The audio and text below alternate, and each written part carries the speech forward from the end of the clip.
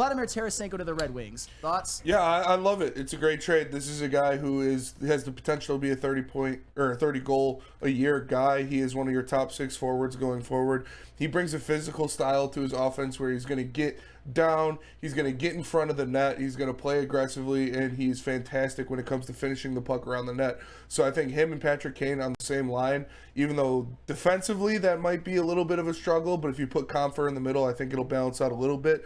Those two guys on the wings will complement each other very well. Those are two guys that have already played together in New York for the Rangers. So adding Vladimir Tarasenko to this team is extremely, extremely important, especially after losing David Perron, more than likely losing a Daniel Sprong. Like, those are two guys that scored a lot of goals for you last year, and bringing in a guy that's better than both of them to solidify your top 6 is extremely, extremely important. Absolutely. And for the purpose of this segment, I'm just going to focus on the Vladimir Tarasenko signing just on its own.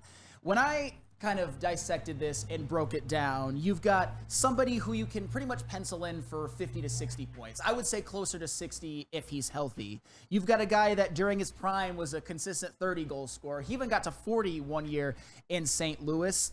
Does he have like a Patrick Kane-like career renaissance? I know that renaissance coming off of a Stanley Cup title is kind of a funny thing, but he wasn't the man on those Florida Panthers teams. He was valuable, but it's not like he was on St. Louis where he was one of the best players on that team. He was one of the men, and he's going to be 32 to start the year and 33 as the season goes along. That's really not that old.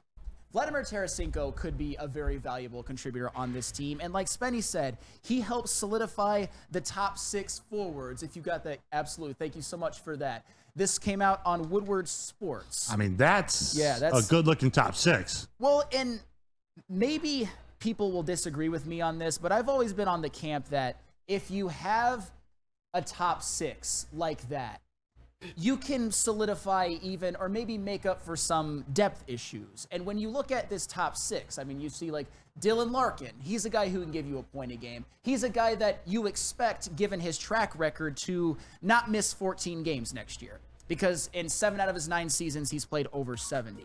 You look at Alex DeBrincat. Again, a guy who struggled a bit down the stretch, but he'll probably give you at least 30 goals. He had 27 last year. Lucas Raymond, I expect a point a game. You've got Tarasenko, I said about 60 points. JT Compher is obviously the weak link of this 6. And then you've got Patrick Kane, who is going to be here the whole year.